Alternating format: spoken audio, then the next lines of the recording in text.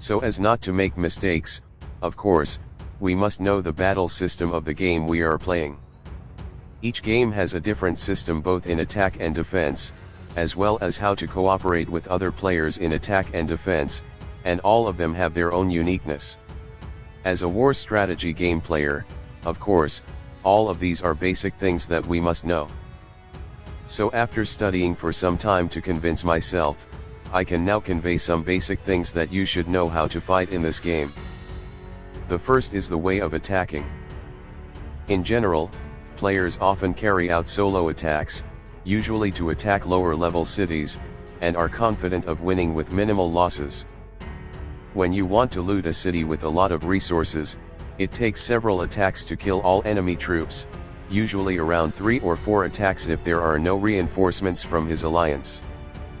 And after all the enemy troops run out, then we can loot safely, so there is no more fighting and we no longer lose troops. This can be done if the enemy is offline and he is in a small alliance, because if he is in a large alliance there will probably be their players going online and sending reinforcements. Furthermore, to reduce the loss of troops we can attack together with friends or use a farm account if no friends are online. The more troops on our side, the losses will also be smaller. But the problem is if the resources are few, of course it will also be shared. And in attacking with other accounts there are 2 ways. The first, set the time for troops to arrive at the same time. So as long as you are in the same alliance, and you attack the same target, if troops arrive at the same time or only a few seconds apart, all of your troops will fight together to attack the opponent's city. This is the best way to attack enemies that are much stronger and have more troops, and are generally used by large alliances and many online players at the same time. And for that they usually have to use fleet speed so that the attack reaches the enemy city in less than 5 seconds and simultaneously. This is one example of a report I got from Facebook, where a top player gets attacks from 46 players with a total of 15.2 million troops. The attacker lost 41 million power, but it was divided among 46 players. So if divided on average, each player only loses less than 1 million power. While the defender, a single loss of 63.5 million power. We know it takes a lot of time or money to train all these troops. So I hope you guys be careful during the Void War or Civil War, especially if you have a lot of troops and exceed the capacity of the hospital and biochemical hospital. And this is another report, Civil War from Nation 462. But here the defender gets a lot of reinforcements and manages to win the battle. Furthermore, for the battles of Frenzy, Chaos Land and Global Conquest there are no lost units as seen in this report. So it's not a real war in this game, but even so you can use the event to know your ability to attack and defend and work together, so it's all just like a war drill. Next, in attack we can do a rally, but there are some drawbacks.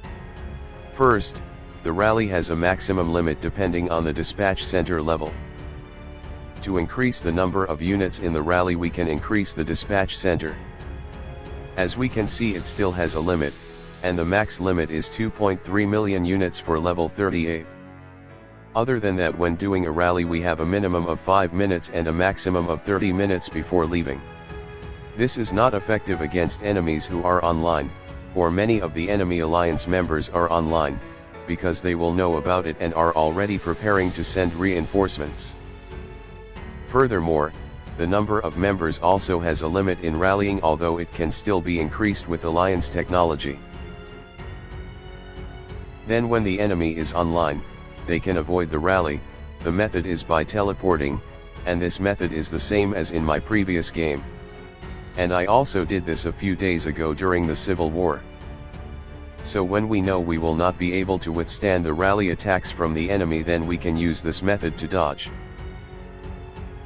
And the rally will be automatically cancelled.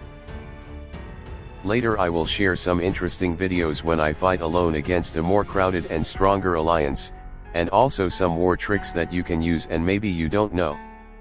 But this time we will focus on the basics first. Next, some basic knowledge in defense. The first thing to pay attention to is the embassy. Before the attack comes, the troops that can be accommodated in a city are according to the level of the city's embassy. So it is very important to increase the embassy level if you want to increase the reinforcement capacity. Here you can check how many reinforcements are in your city and from whom. Next, in sending reinforcements to the city that was being attacked by the enemy, you also have to pay attention to the timing and try to fit a few seconds after the battle occurs.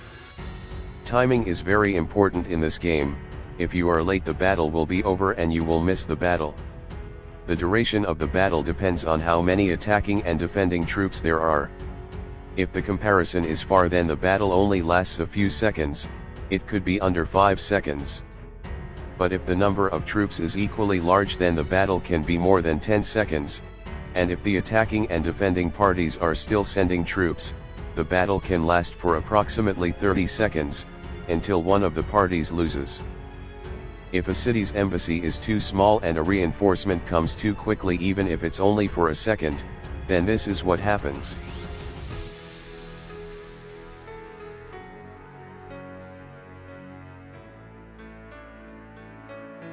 You can see, there are my troops who are back and including Titan. So it's best to wait a few seconds after the battle occurs for all troops to join the battle and not return due to reaching embassy capacity. Lastly, for an empty city without troops, it's probably best not to reinforce it if you know it, but if you have to, then it's best to do it before the enemy troops arrive. Because if there are no defense troops in the city, then there will be no fighting, so there is no time lag and the enemy troops will immediately turn around. So you must arrive at the city before the enemy. So timing is very important here, and for that you have to use fleet speed. And you should save fleet speed only for war and don't need to use it if it's not important, like hunting monsters and gathering resources. If you find it useful, share this video with your friends so they know too. Thank you for watching. See you.